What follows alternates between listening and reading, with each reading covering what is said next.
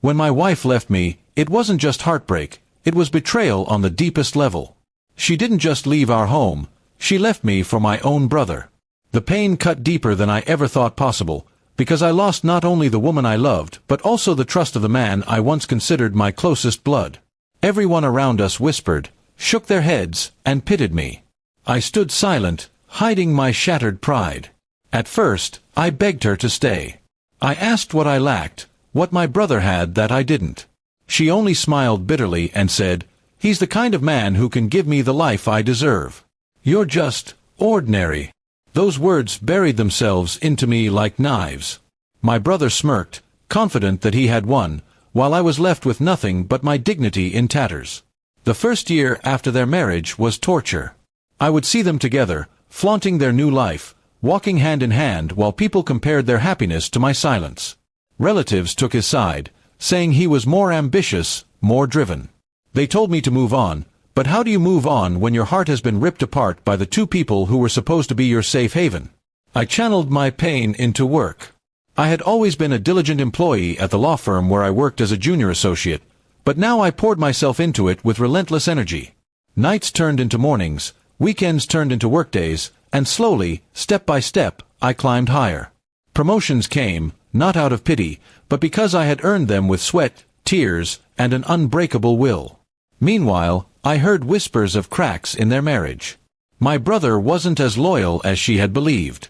Rumors spread of his gambling habits, his reckless spending, and eventually, his affairs with other women.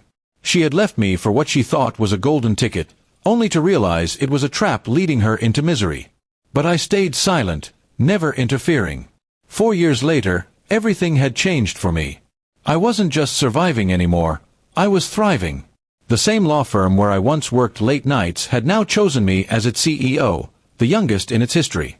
My efforts, discipline, and refusal to give up had paid off. And with that power, I built not just wealth, but a life of dignity. I adopted a boy who had been abandoned by his parents, a bright and talented child with a mind sharp enough to outshine men twice his age.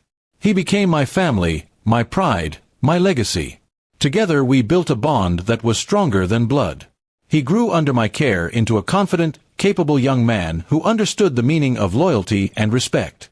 One evening, fate decided to bring our paths together again. I attended a family gathering after years of staying away. I walked in wearing a suit that reflected my success, not to boast, but because I no longer had to hide. My adopted son walked beside me, now a young man ready to join me at the firm as the youngest associate in its history. His intelligence and charm turned heads the moment we entered. And then I saw her. My ex-wife. Her eyes widened the moment she saw me, and even wider when she saw the boy beside me. She whispered, "Whose child is that?"